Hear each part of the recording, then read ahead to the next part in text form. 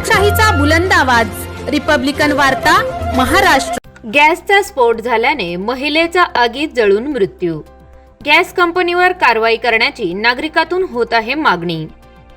हातकणंगले तालुक्यातील रुकडी येथील मराठी शाळेजवळ एका छोट्याशा खोलीमध्ये 78 वर्षीय पार्वती अण्णासाहेब अंबोळे एकट्याच राहत होत्या. त्या गोळ्या बिस्किट विकण्याचा व्यवसाय आपल्या उदरनिर्वाह करता करत होत्या. दरम्यान काल मध्यरात्री 12 वाजण्याच्या सुमारास अचानक स्फोटचा मोठा आवाज आल्याने शेजारी राहणाऱ्या राहुल बागडी, दीपक बागडी यांनी तत्काळ ग्रामपंचायत सरपंच प्रतिनिधी संतोष रुकडीकर, सदस्य शीतल खोत, सचिन इंगळे, पोलीस पाटील कविता कांबळे यांच्याशी संपर्क साधला. त्यांनीही तत्काळ घटनास्थळी धाव घेऊन हातकणंगले पोलीस ठाण्याला माहिती दिली.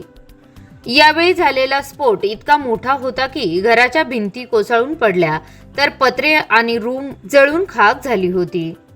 विविध पदाधिकाऱ्यांसह ग्रामस्थांनी आग विझवून अंबोळे यांना वाचवता येईल का यासाठी शर्थीचे प्रयत्न केले, मात्र प्रयत्नांना अपयश आले. या स्फोटात अंबोळे यांचा झोपल्या ठिकाणीच भाजून मृत्यू झाला.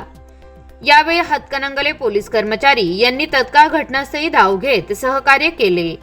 या घटनेची नोंद हातकणंगले पोलिसात झाली असून पुढील तपास API यादव करत आहेत.